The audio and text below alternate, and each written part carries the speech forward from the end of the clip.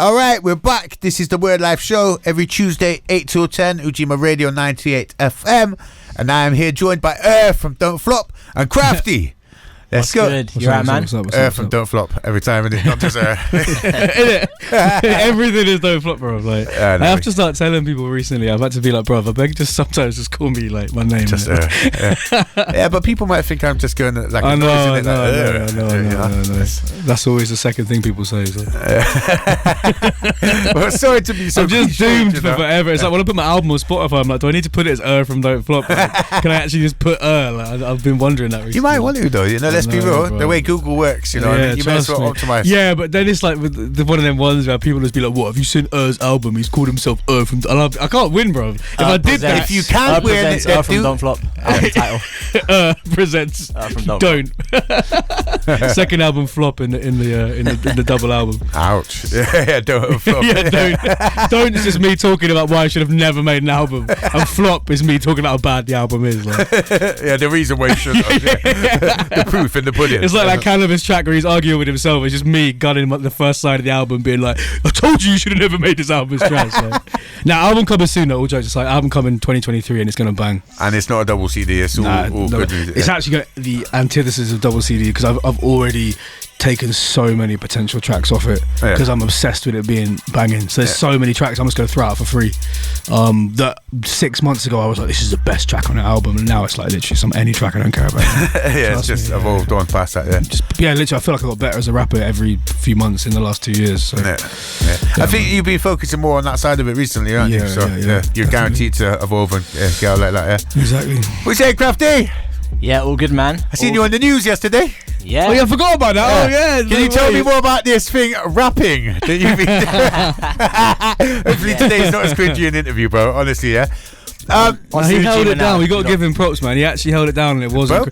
I voice noted him straight away, and I was like, "Bruv, shouts out for somehow managing to rap on TV, and it wasn't cringy." And it wasn't cringy. You've done really well. No, but also, I've not watched it back yet. No, you held yourself against people because they were super like, you know, when you speak to someone, they're like, you do that rapping stuff, and they were super like they've never heard a rap ever before or anything like that. And the way they treated you, you bounced back and you responded and represented it really well. Big up, man. Big up. Yeah, man, you done good. Just like on the weekend, man. You smashed it done really well, man. You worked really hard. Thank you, man. Yeah, man. You made, as they put it, you may have come second place, but you smashed it, bro. I'm not mad, man. It was a great event. Like, it was a good battle. I'm very self-critical. There's stuff I could have done a lot better. Like my third, I could have performed it a lot better, but I prepped a little later for this one than usual, so I was really happy. Especially like the third round coming into the second. You were so funny in the third round, man. I thought you stepped up the jokes, bro, and that's one thing I noticed. Man. Like, because like you do a lot of breaking people down, like the second round, which you did with the Twitter stuff on him and stuff like that, yeah. And the third round, you went jokes, and it was really, really funny, actually. Yeah. Thanks, man. I always want to do a little bit of everything. I think for especially an audience where there's a lot of casual people who haven't come before, you've got to be funny. I agree with that. A little bit of it. Yeah, definitely. But yeah, Quill was sick. Like his third round put a lot of pressure on me, and probably the strength of that round is what I think got him the decision. How did you feel when he started taking hostages from the audience? He put on a balaclava and started taking. Bro, look, if you know anything about Quill, my honest answer, I was surprised to the level of anybody would be surprised when you see that, but overall I wasn't that surprised because he just does things like that. That's what I'm saying. So I wasn't. I said in the outro, bro, I'm not chatting. Like, you know, I genuinely thought he might punch me. I'm not. He was so angry because this thing means. Battle rap means so much to him, and what he was saying was obviously from the heart. I was genuinely like, I think he might lose control of all mind. I think that's body. Why he had to pour the water on his head to cool his brain down. I literally didn't know if he was just going to pounce on me and take out like 10 years of anger, because we've known each other 10 years, and he's never stopped being angry at me from the day we met. Oh, nice. He's always had something else he's angry at me about. So I thought it had finally come to a head at the Crown in Bristol, November 2022. I thought that was going to be the end of me, but it didn't, and everyone's still alive, and it was a heck of an. Now, honestly, the weekend was fantastic, man. Now, obviously, your battle you've been prepping for and everything like that, so that's probably the forefront of your mind and that. But was there any other standout moments from the weekend? Yeah, man, like some real standouts. And I was saying to the newcomers, the energy they're coming with, the positivity, like outside their battles, they're not being cliquey, they're not being like sheltered or trying to impress one person or this person. They're rapping anywhere. They're doing good. And I gotta say, someone like Crow, you know, real standout. I genuinely think with Crow, like, the top tier ceiling he has is evident. He's a future title contender if he goes on that trajectory. He's got sick bars, really tight rhyme schemes. Like, he knows how to punch. He's funny, and he can mix it in with angles. And so someone like him, I'm like, I do think that's a lingering effect, and I mean this as a positive, of Shuffle T releasing the multi-book. I have noticed in battles now, everybody's trying to have the tightest rhyme schemes now, which I've always loved. So I'm welcoming it. That's what I'm saying. Which is what we wanted from the start. I've definitely noticed, like, there's a lot more, like you say, people like Corey, people like say Matter. They've been doing it since day anyway. But like, I've noticed that everybody now is trying to have have at least one couplet that rhymes. That someone's gonna go, bro, I can't believe I never clocked those 2 words rhyme before. You know what I mean? But I guess with someone like Crow, I think because the musicality and the music background's there, like the rap background is clearly there. With some people, they're coming in, they learn how to rhyme, and they start performing it, and they're just rhyming words, they're not rapping. And I think that's the difference. Do you think Crow could beat Quill? It'll be the bird themed battle, would it? Crow, literally. I think these guys need to be hungry to think, that's my goal now, that's the champion, that's the person who the target is. And I mean, if I'm honest, and I love Crow. I think he's a wicked guy, and he's got that kind of big, expressive style. But I don't think he's got the grit and the anger and the you know, like, very different type of battler. And I think Quill's like a lot more intense. You know what I mean? Like, you covered that intensity on level 2 or round 2. You know what I mean? You definitely had that there. But I think there's a level there with Quill. Like, probably more of you watched me, like, say against Yunnan, and then really against Shuffle to kind of hammer that point home. Like, when it gets to the Quill one, I think when I watch it back, I probably will see, I'm intense, but Quill really wants to win it. Like, you can tell he wants to be champ, whereas I'm probably, because in my head I was a bit done anyway. Either way, I think that, which almost is like, compared to last year, you wanted it more than Shuffle. 100%. Do you know what I mean? I was so counted out. You whereas this year, you obviously, like, you come fully prepped, fully strapped, ready to go. But you didn't want it as much as Cole. Whereas last year, you were like, nah, I want this. And after the battle, it was very evident. Like, Shuffle had turned up for a battle on Don't Flop. You turned up for, like, a title match to win. Do you know what I mean? So, and I think, again, like, when I watch it back, I don't know how I feel. When I just finished it, I thought I'd taken 2 of the rounds, but that his third round was, like, so energetic and weird and left field that might take it for him and leave a lasting impression on the judges. I think that's exactly what happened. Make a strong third round. What's funny, this ain't gonna make the edit, because I've already cut it out. But like, of all the people he took hostage, like the guy he took hostage, I actually had to have a word with, because he was so close to me. He was basically slow dancing with me. Like, after the first round, I had to turn around. I was like, bro, you really need to step back. There is something wrong. I was like, I think I said really loudly, like, come on, man, like, what are you doing? Like, because he was.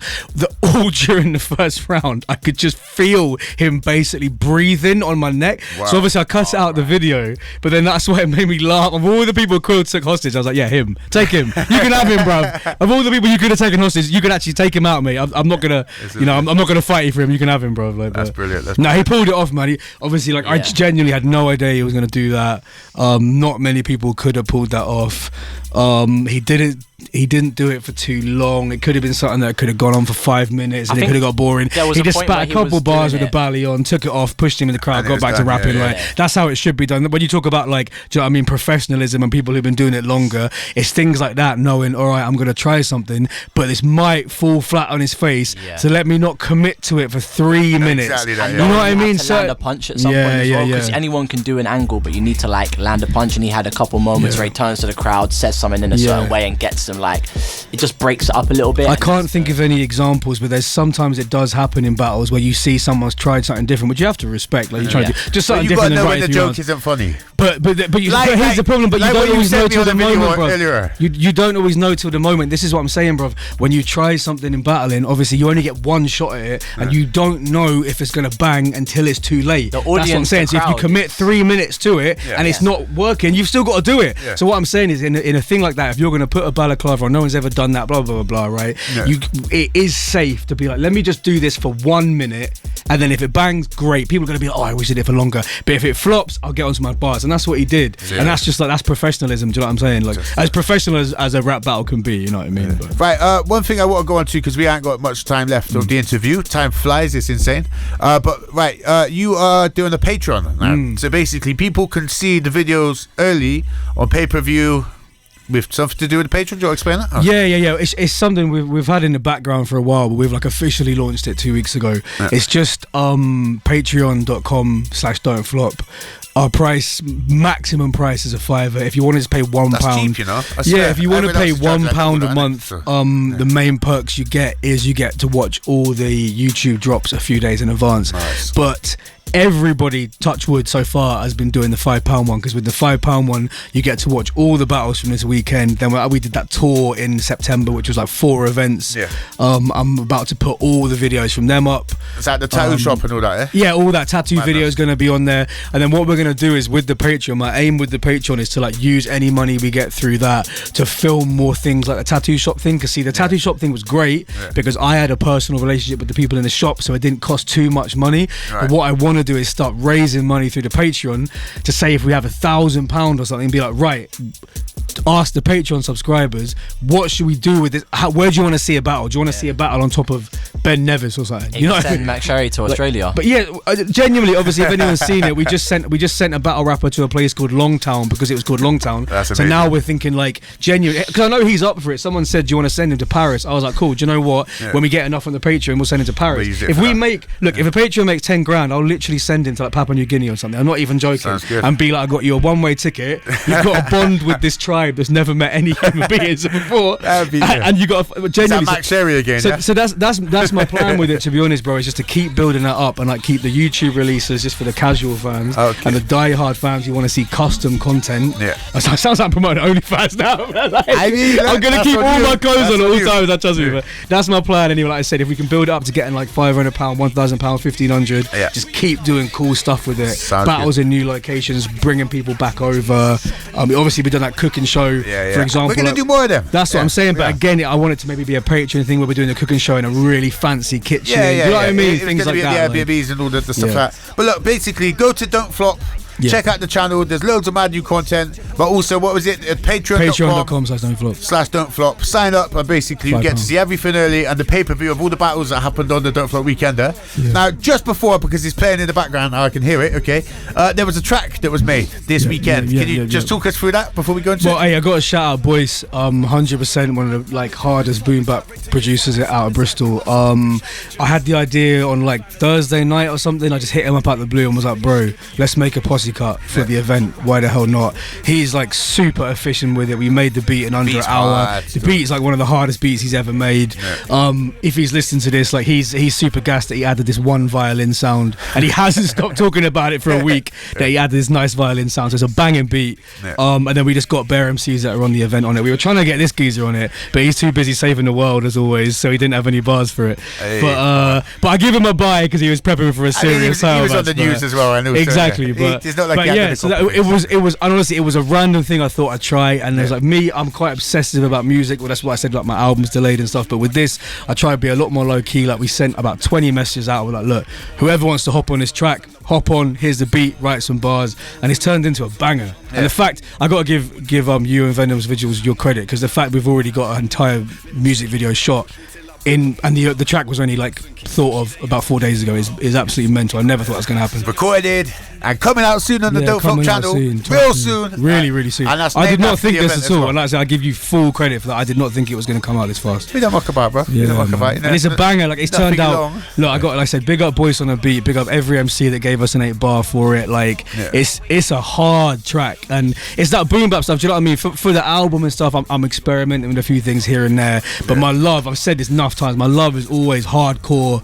boom bap hip hop. Do you know what I mean? So it was nice to make a track again that was like what we're all about, how we all met each other. You know what I mean? Yeah, man. Well, I'm gonna play this track now anyway. Yeah. So first ever playing. Yeah. Yeah. On the airwaves. Yeah. Live on international radio. Before we go into it, though, we got to shout out Craft for real, man. He killed the battle. Absolutely smashed it. Well done, man. Much appreciated. Honestly, you might have taken the L, but you did yourself proud. Nah, bruv. Like honestly, in that battle, I mean, yeah, right. There was a loser title wise, but there was no losers. You both stepped up. You brought built like an incredible historic battle. That was honestly a battle that will get rewatched and rewatched. That was a brilliant battle. You know what I mean? I hope so. That's the best thing. The best outcome is that it's a close battle. People debate it either way, and they need to watch it again. But look at the comment section and tell me they're not going to be debating this. You know what I mean? And honestly, anyone listening, I wish we had longer to go through every battle, because every battle had some absolutely jokes. I wanted to shout out Cooper versus Sean Craig, because hilarious. That was so funny. That needs more of that. Man. Sean Craig, your brother. That was brilliant. If you cop the Patreon, obviously I know everyone's shooting straight for the title match. That's how the game goes. After you watch that, you have to go watch Cooper versus Sean Craig.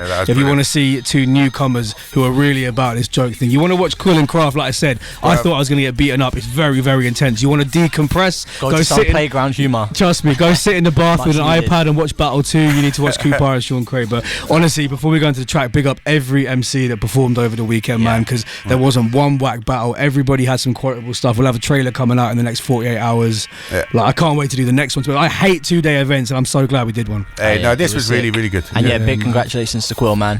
New champion. Big up. Yeah, man. Let's go. Right, I'm going to drop this track. I got this ready to drop. So this is Fighting Talk from Don't Flop with 9 of us. We'll go through that on the other side, but check this one out. Let's go.